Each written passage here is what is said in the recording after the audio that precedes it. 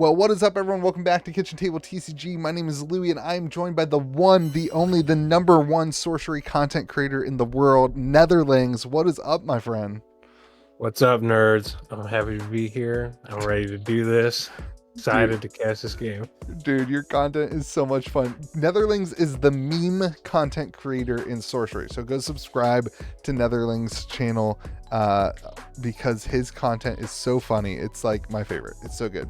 Yeah, I don't know how you get your ideas, man. It's just an acid trip every time I watch your videos. I love it. I love it. All right, so what we're going to do is we're going to try to be funny and fun, and we're going to go through this. This is the final matchup of the Cortesian Cup qualifier at West Virginia this past weekend. And this is what we're trying to do here is take a little funner timeline on commentary. This is not professional commentary here. This is me. I'm commentating, so it's going to be bad. And we're going to have some fun with Netherlings while we watch the finals of this event. Yeah. Is that roughly what we're going for here? That is what we're going for here. So we've got Nathan and Noah. Dude, you know that these are two brothers from Florida? Like, they drove up together. They're two brothers from Florida. What a great story. I couldn't have tried to write the storyline better than this. I know, that's pretty crazy. I wonder which one's the younger and older. Do you happen to know that? Oh, we can take a guess, though. I mean, let's judge them by what they look like and their mannerisms. I think it's Nathan. Nathan's older. I'm going twins. I'm going twins. You think they're twins? I'm going twins. Look at them. They're like roughly the same age. I'm going twins. But anyway, Noah is... Oh, look at that fist pump at the beginning. Brotherly love. Yeah. All right, so Nathan's running an aggro deck. Noah is running the Death Speaker. And frankly, I don't even remember which one of them won. So this is going to be news for me. Awesome. Noah's deck is actually not like typical. It's based around spirits and stuff, so it's got like Ghost Ship, it's got Ultimate Horror in it. Yeah, so it's a very interesting take. Everybody was expecting Death Speaker to take the cake at the event, but the aggro sorcerer actually seemed to do a little bit better in our event, and this Death Speaker, you're right, was a different deck than most people were running. So Noah starts it off with the Aquamarine Core. Great start to the ramp there. Aquamarine Core, obviously great card. What's he looking for turn 2, you think? Probably either maybe getting Vile Imp to take... Well, he needs to do something about the boss troll, really. And Vile Imp can't take care of it, so I'm guessing he's looking for either a kill spell or a larger creature to go ahead and take care of that boss troll. Now, is the aggro deck like a red deck's wins here, like from Magic, where it's like no real skill necessary, you just drop it all on attack? Well, I've seen other people pilot it better than others, but I feel that way about aggro decks. I don't see the real intention behind why you would want to play an aggro deck. But I'm not going to meme on them. It does seem boring. So what he do there? He just switched the land? Yeah, he took back his floodplains. So are we taking back things at the top table of an event? Who missed that? Where's the judge call? I don't know. I guess we let it slide. They are brothers. They're probably cool with that. I guess so. So he played Phantasmal Shade. This is the Mothman card. This is Mothman. Oh no! I think starting off with Aquamarine Core in Mechanism is about as good as Noah can get in this deck right now, to be honest. Yeah, this is the first time I've actually seen Mechanism even played in any of the games I've seen. So it's kind of cool to see it. I've got Mechanism in my my Spark Mage deck, and it is very strong, except for when somebody steals it with like a berry or something, and it just like it turns the deck off completely. Wow, unfortunate. So we got Unicorn coming out from Nathan, another low cost big beefy creature. That was a good trade, though. Against an aggro deck, you definitely want to get rid of all the opponent's, initial wave of things, and so it's a good trade-off for Noah for sure. The more Death Speaker can pump the brakes on his opponent, the more likely he is to win, for sure. I thought it was funny. These guys must have played hundreds of games against each other. Maybe not hundreds, but tons of games against each other. And like, this is the only one that will ever matter in the history of their relationship. It's the only one that matters. It's a great card. For real. It really is. I like how Nathan's sorcerer is in a thick case, just walking around armored on the field. Those Ultra Pro one touches. No, those aren't one touches. Those are snap fits. I'd be so scared to close a valuable card in one of those. I'd be so scared I'd clamp the card. Yeah, I'm not a big fan of those actually. So it looks like he got damage off. He just swung on him for 4 there. First damage on turn 4, not what Nathan's going for. He's not going for turn 4 damage here. Surely not. He's got Druid on the field. That's a spellcaster. I don't know what else he would want to use that for, other than the fact it's a spellcaster. It's got some extra life loss added to it. Ping yourself to ping your opponent. What do we got coming out of our boy here? Another tower. Towers are busted. You should. Anyone that's playing Win should have all 3 in the deck every time. Yeah, towers are very good, and how you mulligan your tower is very important. Making sure that you can get them off as best as possible. Here's coming where that mechanism will come into play here with his headless haunt. Allows him to move to any site at the beginning of the turn. So good. So good. Mechanism is such a busted card. It's unbelievable how strong Mechanism is. What all cards does it affect besides headless haunt? It's any so you know your thunder strike or thunderstorms where it's like a random target. I think Thunderbolt is even a random target. So we got a desert out of him. He's not gonna do. He's just gonna do another more unicorn pokings. More claps to the face here. It's real difficult for Nathan to decide what to do in this game. Swing for 4. Swing for 4. Swing for 4. Unicorn power. Let's see what he does now. He's hesitating. He's making everyone wait. The kobolds. This card was brutal in a lot of the games. Oh man, it seems like it. At the end of your turn, kobolds strike themselves or another target adjacent unit. It's going to teleport right on top of him, of course. That's why he hesitated to play it. He knew he'd come straight for it. Right. What do you do in that situation, though? You gotta try. Yeah, you gotta play your hand. I mean, as the aggro player. Yeah, especially in a tournament like this at the top, you can't delay, right? Like you can't make it your fault that you didn't pull off the win. 100%. He is making good chunks though. He's got 8 out of his opponent while still sitting pretty at 20. I legit don't remember which one of them win, which is hilarious because they look so similar. They're basically twins that I can't figure out which one is going to pull it off, you know? You gave him the outro video and everything too.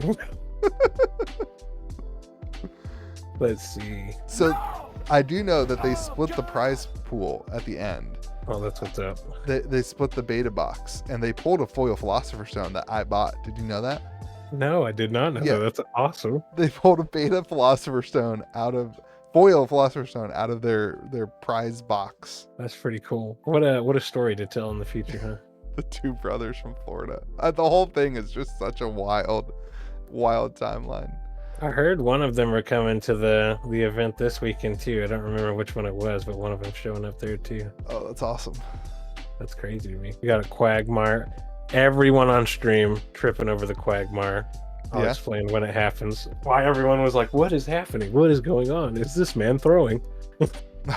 Nathan just wants to turn sideways and run at it. I feel like on turn, 6 here? He wants to have more than 8 damage though. Yeah. And things are not going in his favor so far. That Headless Haunt was a rough card to run into. For real. Along with Mechanism, perfect. Let's see. One of the biggest gripes with tournaments like this currently is the best of 1 scenario can certainly cause issues. Oh, that's a good berry. I mean, we'll eventually get to a point, but we're still in infancy. I think people got to realize that.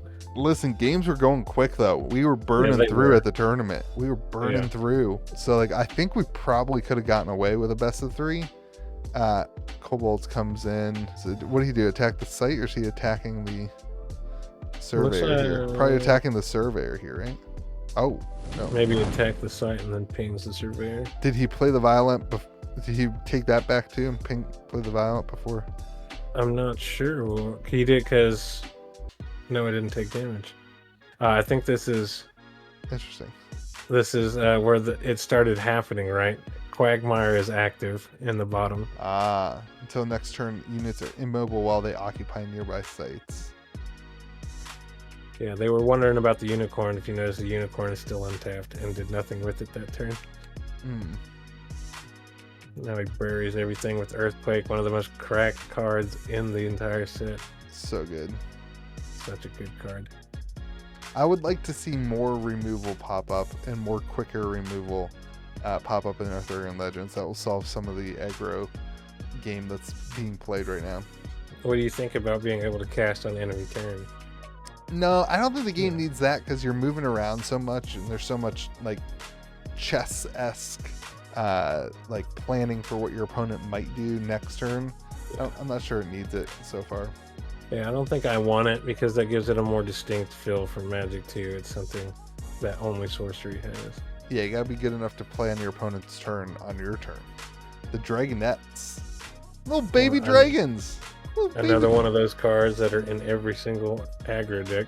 They can't control themselves, man. They're just throwing fire everywhere. Yeah. Burning to death. As a 2-kid father, I get it. It's basically the way human dragons. Or human kids are. My kids are crazy too. Absolutely bananas. We got a Grandmaster coming out. Triple card draw.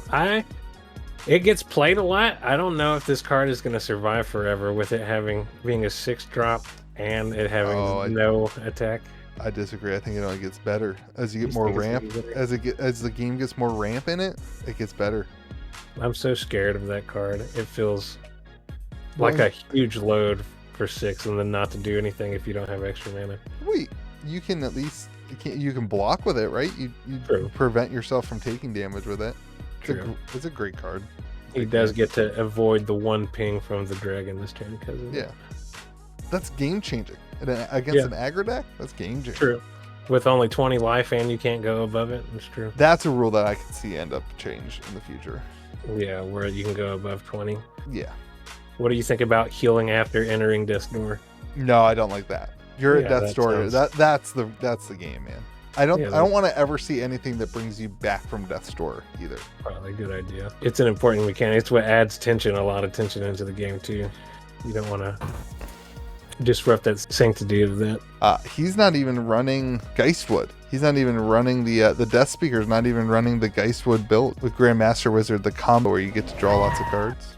Oh, really? I didn't even notice that. Geistwood, a site that allows you to draw or to get the Genesis effect of the creatures when they die. Oh my god! Wow, that actually sounds insanely powerful. So you can triple proc cards then?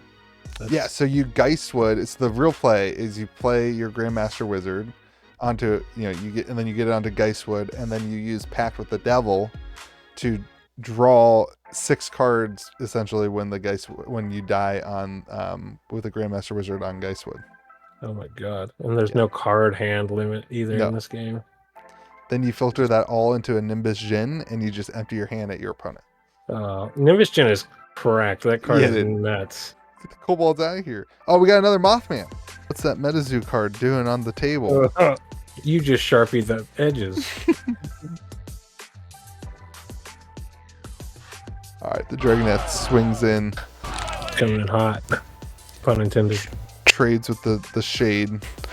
The Mothmans it's good. It's a 4 power, but man, it's fragile. Yeah, at one point, someone early in the tournament had it standing on the spider, and it actually was able to absorb blows. Oh man, yeah. The spider breaking the rules of all the cards is so good. The Root Spider, almost everything.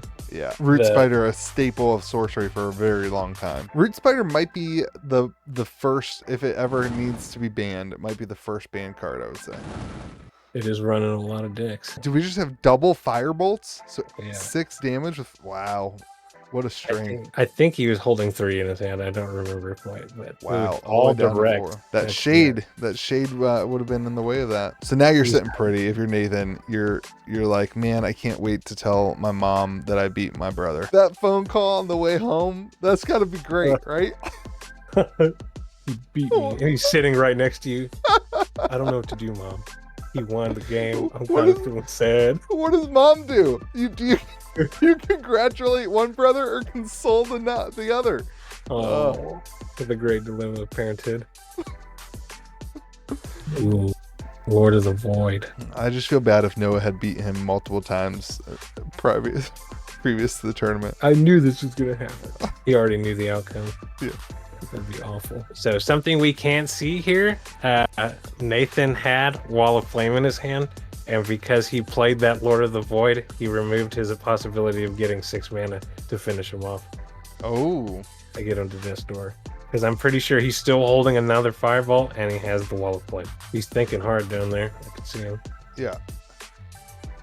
Maybe even a little flushed. His face is red, a lot redder than it was. He's worried. He saw it. He's like, it's in the writing. Lord of the Void, of course, has no attack, but systematically destroys lands. Wild. 9 mana, though. That is a hefty price. Yeah. Firebolts him. No.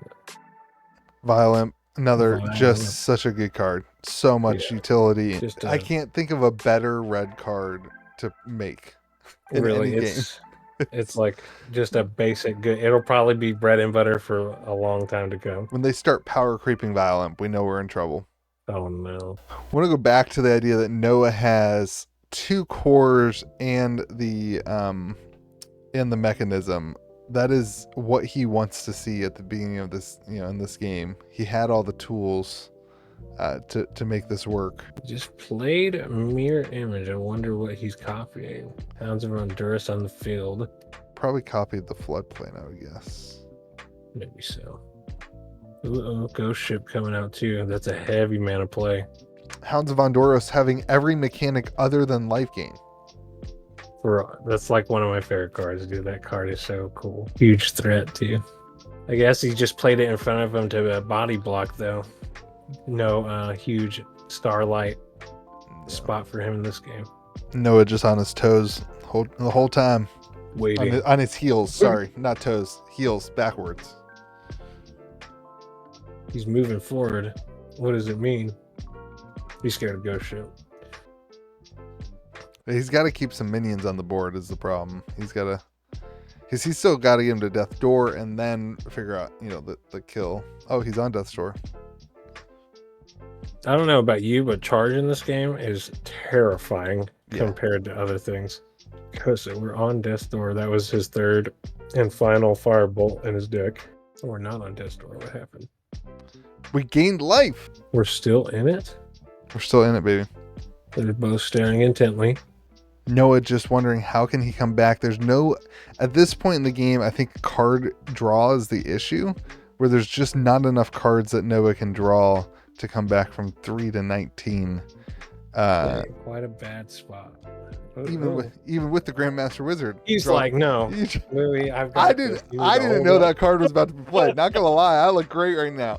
He gets the Grandmaster Wizard, draws 3. In the head of his...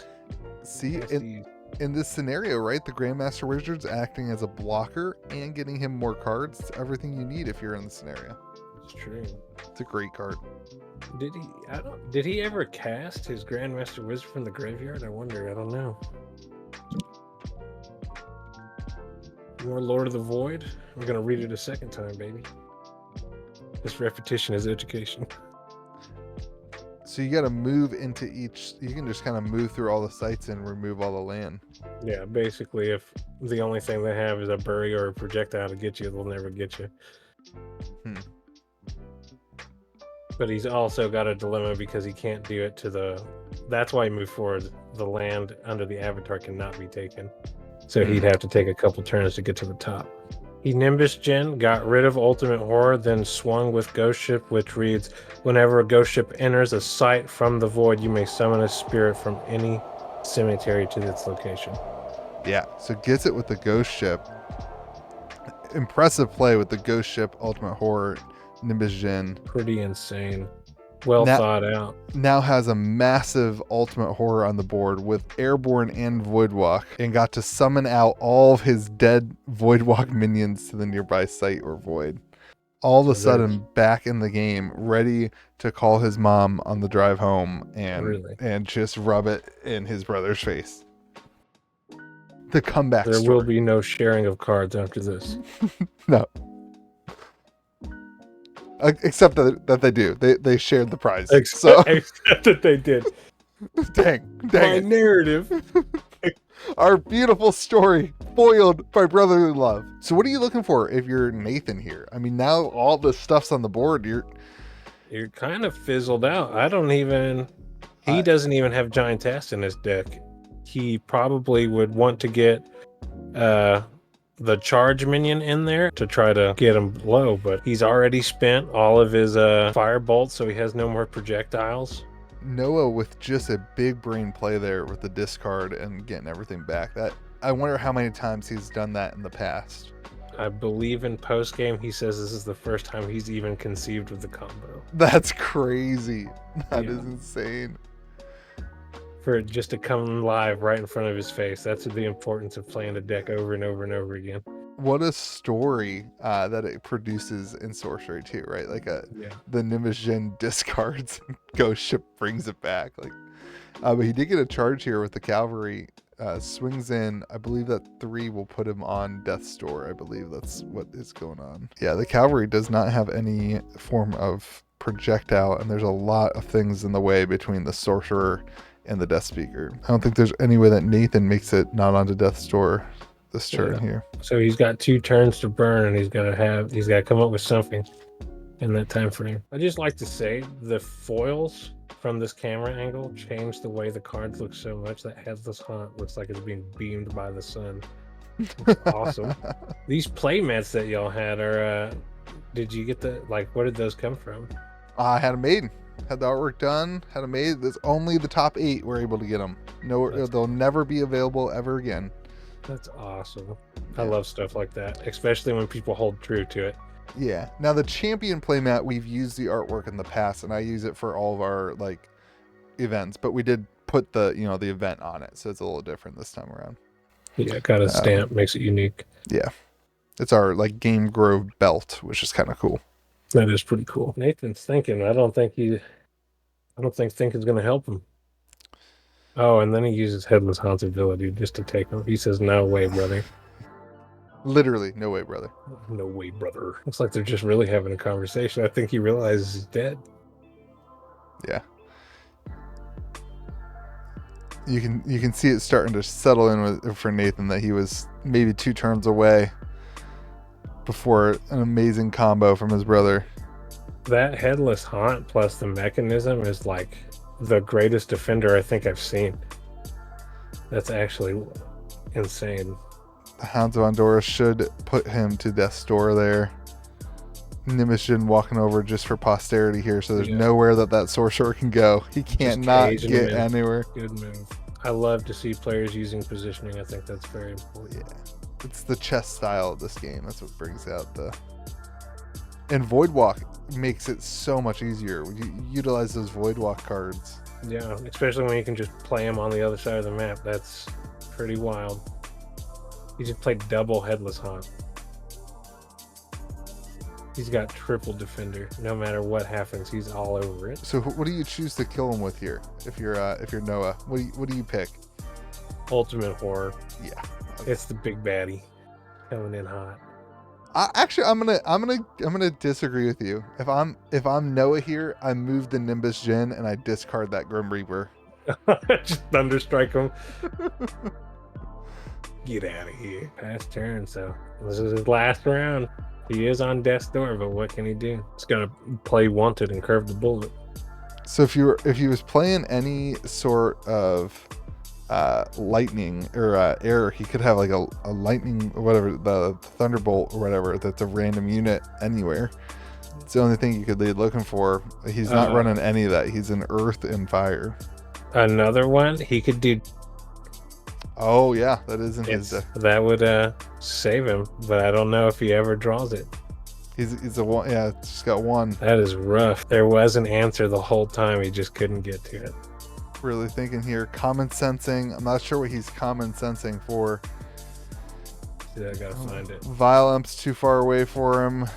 I feel like he's just looking through his deck. See how close was he?